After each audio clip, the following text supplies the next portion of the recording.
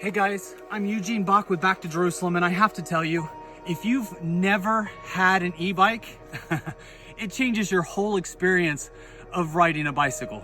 Listen, just really quick. Last year, my wife and I were hiking in these mountains every day for about 15K. And then last year, at the end of the hiking season, she had to have knee surgery. And that changed everything because we couldn't go hiking again. We couldn't go running together again. And that is when we looked at getting e-bikes. The thing is that once we had e-bikes, she could ride all day long with her leg. Now, many people think that if you get an e-bike, the motor does all the work for you. That's not the case. If you look at an e-bike, you have this motor on the bike itself, but it only helps you when you are pedaling. So if you don't pedal, this motor does nothing for you. But if you do pedal, it enhances everything that you're doing. There are so many times where I'm going up these really steep mountains and you got professional bike riders that are pushing their bike because they can't ride them to the top of these really steep mountains.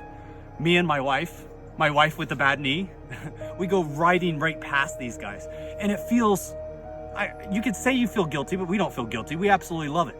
But as I've been using this bike all summer long, putting on several thousand kilometers, I kind of thought, in the same way, this is how the Holy Spirit works in our life.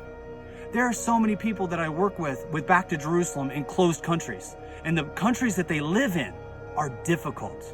In some ways, they're going through challenges that I feel are absolutely humanly impossible, but they're able to do it through the power of the Holy Spirit. Jesus told us before he left that he would send a helper, and that helper has come with power.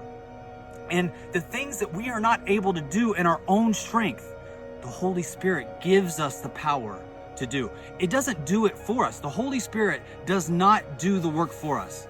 If we want to pray, we have to pray, and the Holy Spirit gives our prayer power. If we have a challenge, we have to go through those challenges. But the Holy Spirit gives us not just power, but also joy.